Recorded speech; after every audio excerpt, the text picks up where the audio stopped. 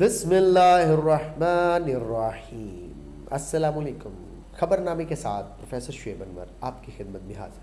सबसे पहले आज की ताज़ा खबरें, हेडलाइंस, सुर्खियाँ।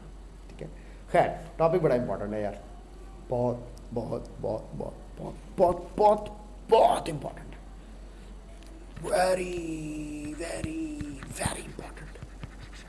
कैसे आगाज़ करूँ? डिस्क्राइब करना है strength of the organic acids को क्लोरो सब्स्टिट्यूट के मुताबिक। क्यों? हम लोग ओवरऑल पढ़ेंगे। ये तो पहले पढ़ चुके हैं ना, relative strength of the carboxylic acids, phenols and alcohols. अब आप लोगों को याद रख लेना है स्ट्रॉन्ग एसिड के बारे में मैंने पहले भी बताया हुआ है कि क्विक हाइड्रोजन आयन लॉस करता है। और क्या करता है? क्विक हाइड्रोजन आयन तो लॉस करता है, और क्या करता है? लार्ज के वैल्यू रखता है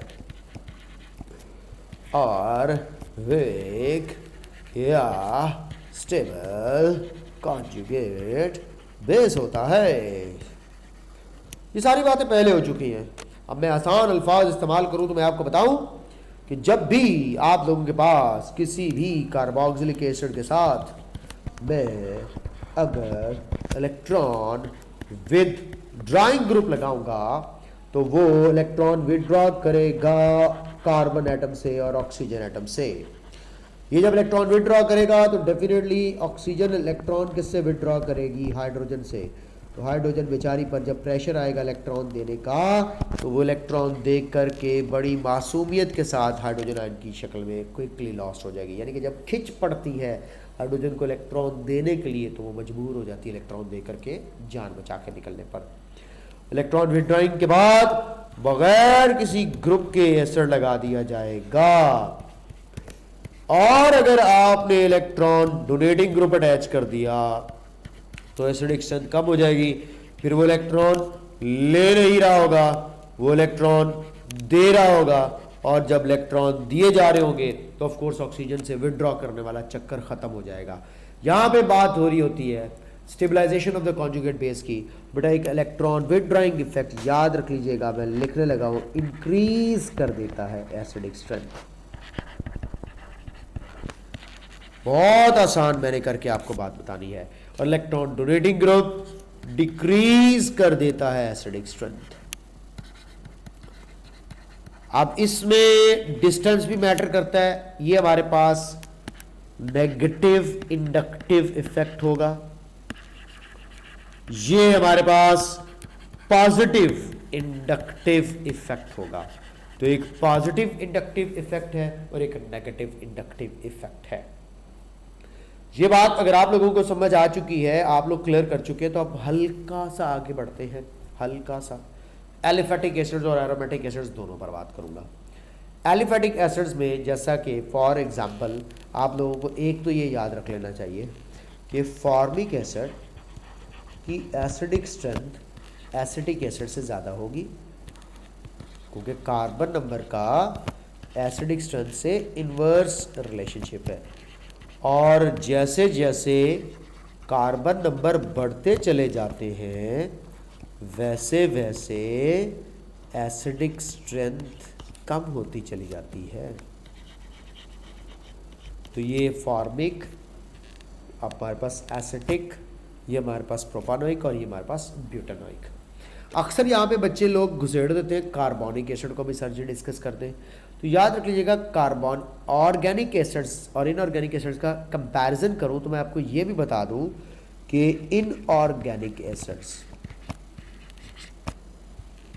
स्ट्रॉन्ग होते हैं as compare to organic acids, क्योंकि उनके कॉन्जुगेट बेस वगैरह की स्टेबिलिटी और स्ट्रेंथ के ऊपर बात होती है ऑर्गेनिक एसिड्स। एक तो ये बात याद रख लीजिएगा। लेकिन यहाँ पे एक्सेप्ट लाजमी शामिल करूँगा कार्बोनिक एसिड को। तो बच्चे अक्सर कहते हैं सर इसको कहीं एडजस्ट करके बताएं। लो जी, कार्बोनिक एसिड को उठा के एडजस्ट करते हैं फॉर्मिक एसिड के साथ। तो ये रहा फॉर्मिक एसिड पहले नंबर पर, कार्बोनिक एसिड दूसरे नंबर पर, फिर आएगा एसिडिक एसिड, यानी कि carbonic acid is weaker then formic but greater than acidic acid and all other organic acids. फिर यहाँ पे एक और बात भी ऐड करनी पड़ेगी कि अगर बेंजोइक एसिड को ऐड करें तो बेंजोइक एसिड कहाँ पे आएगा। तो आइए ये बात भी आपको बता दूं कि अगर कहीं पे ऑर्गेनिक एसिड शामिल करना है तो बेटे देखिए पहले फॉर्मिक लिख रहा हूँ, फिर बेंजोइक एसिड लिख रहा हूँ, फिर कार्बोनिक एसिड लिख रहा हूँ। यानी कि इसका मतलब है कार्बोनिक एसिड बेंजोइक एसिड से भी वीक है। तो ये आप लोगों के पास इनकी अगर आपको के वैल्यूज़ याद ना भी हो तो आपको वैसे भी जनरली याद होना चाहिए। अभी के वैल्यूज़ वाला टेबल भी आपको मैं यहाँ पे दिखा देता हूँ, बल्कि के वैल्यूज़ वाला टेबल आप लोगों को साथ ही शो करवा भी दूँ। ये देखिए अभी मैं फ्लोरीन क्लोरीन ब्रोमीन को अटैच करके एसिडिक स्ट्रेंथ को बढ़ाऊंगा, कार्बन नंबर को अटैच करके, क्लोरीन की पोजीशन को अटैच करके, ब्रोमीन वगैरह को अटैच करके डिफरेंट एसिड्स के ऊपर जो है वो बातचीत की जाएगी। तो ये बड़े काम की चीज़ें हैं और जितने भी केस हैं ये सारे के सारे इंशाल्लाह आपके साथ डिस्कस करने जा रहा हूँ। तो ये फॉर्मिक, बेंजोइक और इसके अलावा यानी कि यहाँ पे बात तय कर ली गई कि aliphatic acids are stronger than aromatic acids. लेकिन आप लोग कहेंगे कि सर आप यहाँ पे ये कहें कि एरोमेटिक स्ट्रॉन्गर है एलिफेटिक बट एक्सेप्ट कर दें फॉर्मिक एसिड को, तो मैं ये कह सकता हूँ इसको इस अंदाज से भी तो लिख सकता हूँ ना, ताकि आप लोगों की कन्फ्यूजन खत्म हो जाए। क्या याद रखने लगा आप लोगों ने कि aromatic are stronger acids than aliphatic except formic acid. उसकी रीज़न है क्योंकि ये जो बेंजोइक एसिड है इसमें रेजोनेंस स्टेबिलिटी आ जाएगी। क्या आ जाएगी? Resonance stability. और जब रेजोनेंस स्टेबिलिटी आती है कॉन्जुगेट बेस में तो वो स्टेबल हो जाती है। क्या हो जाती है? स्टेबल। अब आप लोगों के सामने देखिएगा कॉन्जुगेट बेस की स्टेबिलिटी भी तो चेक की जा सकती है। मैं आपसे कहूँ फॉर्मिक एसिड लार्जेस्ट के वैल्यू होगी और आपको पता है स्मॉलेस्ट पी के ए वैल्यू होगी।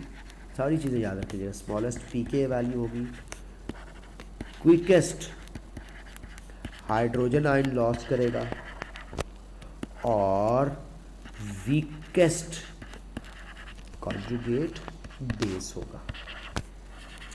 क्योंकि कॉन्जुगेट बेस जितना वीक होता है एसिड उतना ही स्ट्रांग होता है।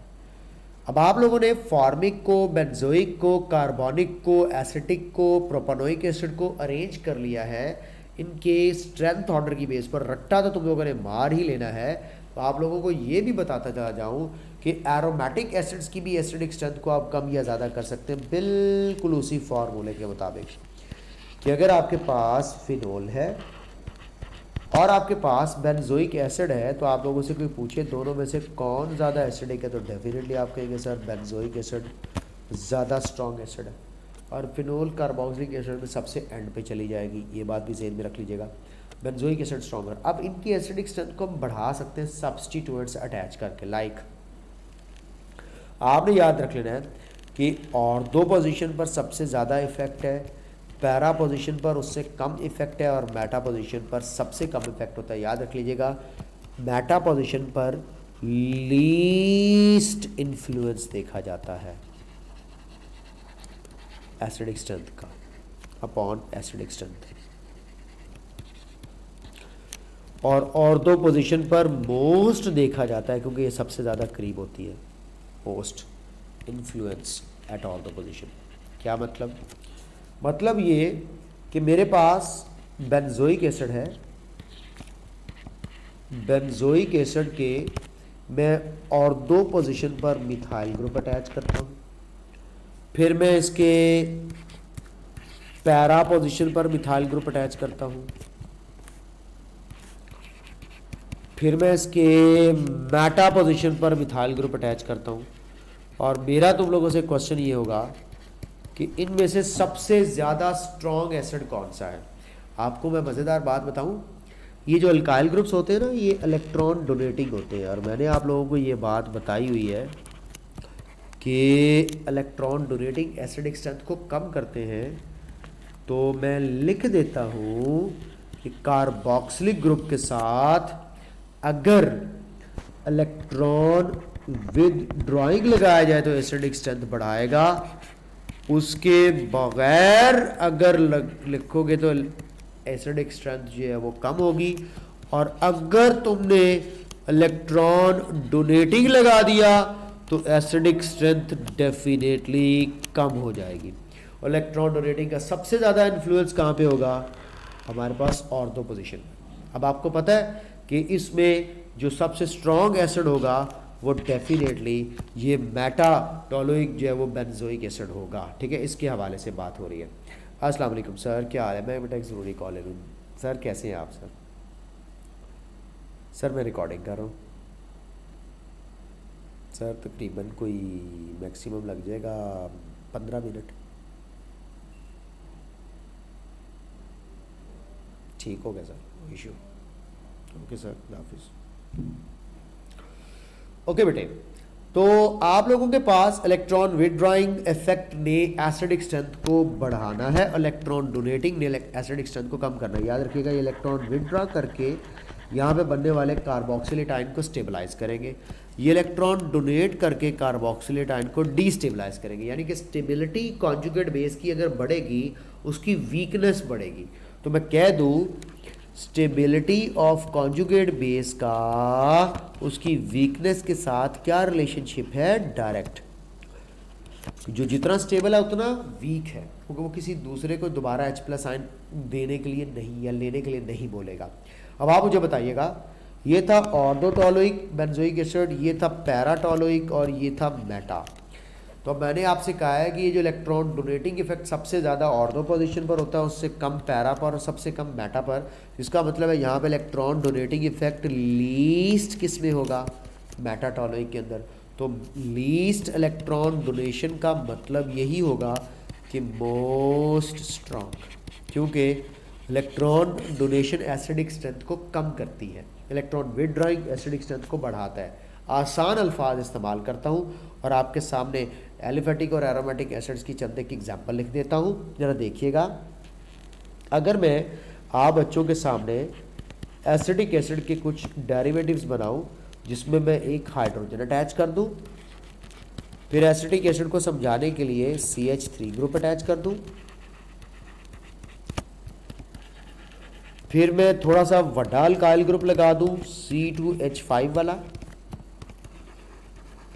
तो अब आपसे फैसला करवाऊं कि इन अल्काइल ग्रुप्स, आपके के सर यहाँ तो कार्बन नंबर वाला भी रूल लगाया जा सकता है, लेकिन याद रख लीजिएगा फिर वही बात, जो इलेक्ट्रॉन डोनेटिंग ग्रुप्स हैं वो एसिडिक स्ट्रेंथ को डिक्रीज करते, तो इनमें ऑफ कोर्स सबसे ज़्यादा स्ट्रॉन्ग एसिड होगा अकेला एसिडिक एसिड, वो जिसके साथ कोई इलेक्ट्रॉन डोनेटिंग ग्रुप्स नहीं लगे हुए।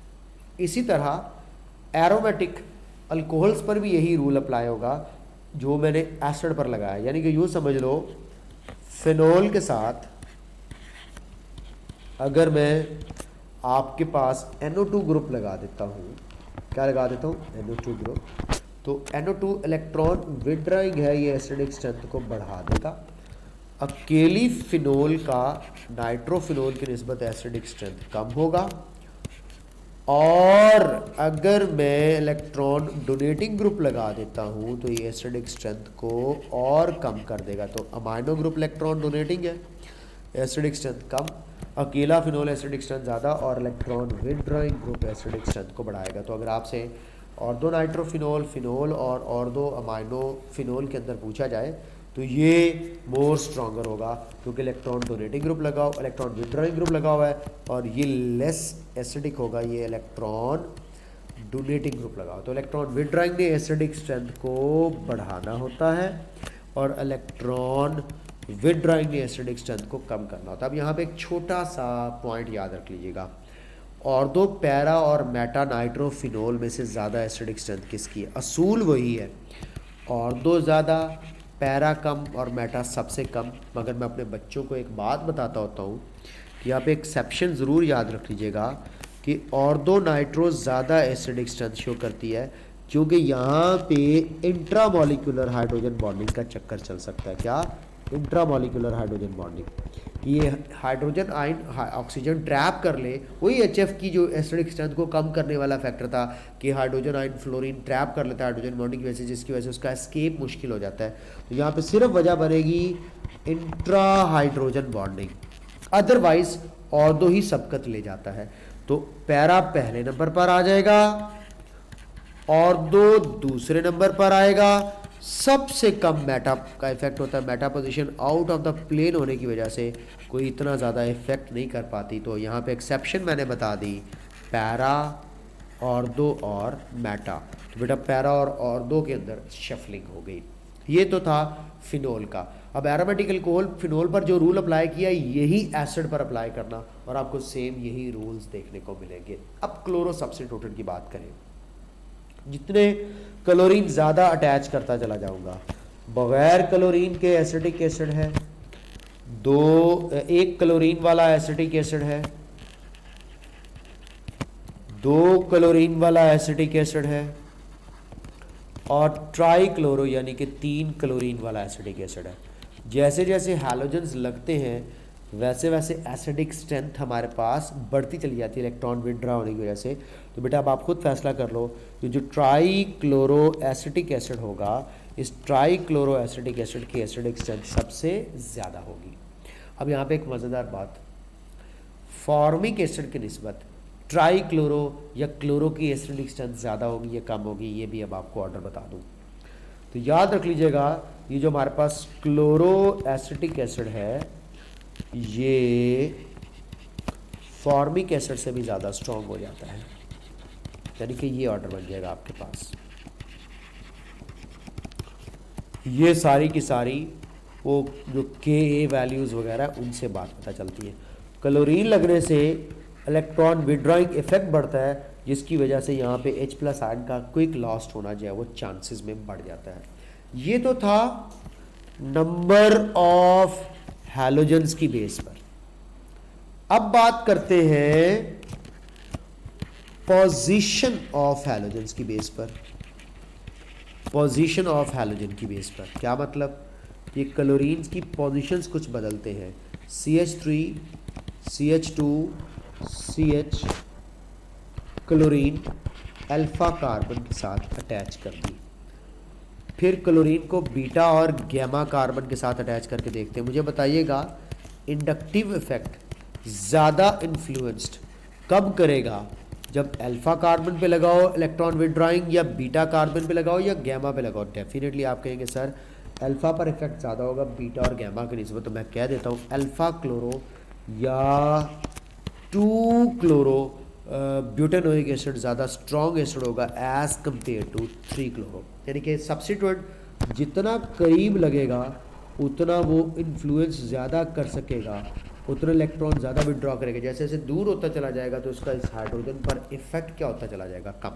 ये तो था पोजीशन ऑफ हैलोजन, ठीक है। करीब लगने पर कार्बोक्सिल ग्रुप के एसिडिक स्ट्रेंथ को ज़्यादा बढ़ाव मिलेगा। उसके बाद आता है type of halogens. Type of halogen. अब आप मुझे बताएं कि अगर मैं हैलोजन की टाइप फ्लोरीन, क्लोरीन, ब्रोमीन में से पूछूं तो आप सबका एक ही आवाज़ होगा कि सर बगैर एसिटिक एसिड किसी हैलोजन के देखें, आयोडो को देखेंगे तो वो रिलेटिवली ज़्यादा एसिडिक स्ट्रेंथ शो करेगा, ब्रोमो को देखेंगे तो वो और ज़्यादा शो करेगा क्योंकि इलेक्ट्रोनेगेटिविटी बढ़ती जा रही है, क्लोरो को देखेंगे तो वो और ज़्यादा करेगा, और फ्लोरो सर सबसे ज़्यादा करेगा।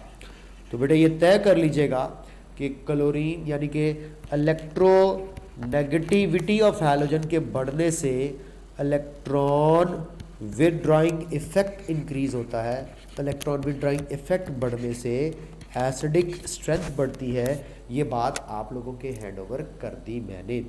अब आप लोगों को ये बात जब समझ आ गई है तो अब अप्लाई करते चले जाते हैं। ऑल हैलो सब्स्टिट्यूटेंट्स की भी बात कर ली है मैंने आप लोगों के सामने, और ये भी बात कर ली। एक और बड़ा मसला बच्चे कहते हैं सर जी 1 मिनट रुकिएगा, मैं कहता हूँ क्या सर जी डाई क्लोरो है और मोनोफ्लोरो है, अब बताएं। बड़े चालाक हो तुम लोग, बड़े बड़े सवाल पूछते हो। बेटा मैं जवाब दे देता हूँ, 1 और 1 11 होते हैं। 2 क्लोरीन वाला डेफिनेटली डोमिनेट करेगा 1 फ्लोरीन के ऊपर, 2 क्लोरीन वाला डेफिनेटली डोमिनेट करेगा 1 फ्लोरीन के ऊपर। तो ये रूल भी आपको बता दिया। फिर बच्चे ने मुझसे पूछा सर एक है नाइट्रो ग्रुप लगा हुआ एसिटिक एसिड, एक है क्लोरीन लगा हुआ एसिटिक एसिड, तो सर फैसला करके बताएं। मैंने कहा कि जब एक नाइट्रोजन और दो ऑक्सीजन तकड़े तकड़े एटम्स लगेंगे तो वो बहुत ज़्यादा इलेक्ट्रॉन डेंसिटी को विड्रॉ करेंगे एज कंपेयर टू क्लोरीन। तो मुझे यहाँ पे कह देना चाहिए कि जो नाइट्रो एसिटिक एसिड है ये स्ट्रॉन्गर होगा as compare to chloroacetic acid. Position of halogen भी पता चल गई, नंबर ऑफ हैलोजन भी पता चल गई, टाइप ऑफ हैलोजन भी पता चल गई, दूसरे के साथ कंपैरिजन भी पता चल गया। अब आओ आप लोगों के सामने मैं यहाँ पे एक ऑर्डर बना दूँ जो कि आप लोगों के जेहन में ऑफ कोर्स रहेगा कि हम लोगों ने अब तक ये तय कर लिया कि अगर नाइट्रो एसिटिक एसिड है तो वो सबसे आगे लगा होगा। वैसे तो सिर्फ क्लोरो वाली बातें होनी है लेकिन नाइट्रो आगे लगा होगा, उससे पीछे आ जाएगा आपके पास क्लोरो वाला या फ्लोरो वाला। मैं फ्लोरो वाला अटैच कर देता हूँ, ये पेपर में आ चुका है सवाल, फ्लोरो एसिटिक एसिड। उससे पीछे मैं अटैच कर देता हूँ क्लोरो एसिटिक एसिड और उससे पीछे मैं अटैच कर देता हूँ फॉर्मिक एसिड और उससे पीछे मैं अटैच कर देता हूँ एसिटिक एसिड। तो ये रहा आप लोगों के पास एक पेपर में पूछा जाने वाला क्वेश्चन मुख्तलिफ क्लोरो सब्स्टिट्यूट्स। तो याद रख लीजिएगा इलेक्ट्रॉन विथड्राइंग ग्रुप जितना करीब लगेगा एसिडिक स्ट्रेंथ को बढ़ाएगा, जैसे जैसे दूर होगा एसिडिक स्ट्रेंथ को कम कर देगा, क्योंकि जितना करीब होगा उतना हाइड्रोजन के इलेक्ट्रॉन्स को खींचना आसान है और उसको हाइड्रोजन आयन के फॉर्म में लूज़ करना आसान है। और दो मेटा पैरा में से और दो पोजीशन पर इलेक्ट्रॉन डोनेटिंग इफेक्ट सबसे ज़्यादा इफेक्ट करेगा ये इलेक्ट्रॉन विथड्राइंग इफेक्ट। लेकिन अगर इंट्रामोलिकुलर हाइड्रोजन बॉन्डिंग का चांस है तो फिर और दो वाला कम और पैरा वाला सामने आ जाता है। ये रही आपके पास सारी की सारी बातें, इलेक्ट्रॉन डोनेटिंग इलेक्ट्रॉन विथड्राइंग बता दिया। ये देखें इनकी पीके वैल्यूज़ आपको नज़र आ रही हैं। ट्राई क्लोरो की सबसे स्मॉलेस्ट पीके वैल्यू का मतलब है सबसे स्ट्रॉन्गेस्ट एसिड है। इस तरह फ्लोरो क्लोरो ब्रोमो और आयोडो में से फ्लोरो सबसे हमारे पास यहाँ पे स्मॉलेस्ट पीके वैल्यू के साथ स्ट्रॉन्गेस्ट एसिड होगा। और इसी तरह आपके पास बगैर क्लोरीन के कार्बन 1 पर कार्बन 2 पर क्लोरीन के, फिर कार्बन जो है वो 3 पर क्लोरीन के और फिर कार्बन 4 पर क्लोरीन के देखेंगे तो बेटा जो हमारे पास 1 वाला होगा उसकी सबसे स्मॉलेस्ट पीके वैल्यू होगी और सबसे स्ट्रॉन्गेस्ट एसिड होगा। और ये आपके पास ओवरऑल ऑर्डर भी मैंने डिस्प्ले कर दिया। आपको उम्मीद है ये बातें समझ आई होगी। अदरवाइज बस इतनी सी बातें ही काफ़ी थी, ये स्लाइड ही दिखा सकता था अपनी बुक वाली, मगर मैंने डिटेल में बता दिया, ना सिर्फ पोजीशन बता दी बल्कि टाइप बता दी, बल्कि नाइट्रो ग्रुप को भी अटैच करवा के बता दिया, बल्कि एरोमेटिक भी बता दिया और दो पोजीशन पर सबसे ज़्यादा इफेक्ट बता दी। लेकिन अगर इंट्रामोलिकुलर हाइड्रोजन बॉन्डिंग बनाने वाला सीन है तो फिर और दो पोजीशन पर इफेक्ट ऑफ कोर्स जो है वो कम हो जाएगा, क्योंकि हाइड्रोजन बॉन्डिंग की वजह से हाइड्रोजन आयन का लॉस होना मुश्किल होगा। तो ये रही आपके पास क्लोरो ब्रोमो फ्लोरो वगैरह सब्स्टिट्यूटेड एसिड्स का एसिडिक स्ट्रेंथ पर इफेक्ट। उम्मीद है आपको बात समझ आई होगी। अपना ढेर सारा ख्याल रखते हुए, ढेर सारी दुआओं में याद रखते हुए तैयारी करें। Take care of yourself. खुदा हाफिज़।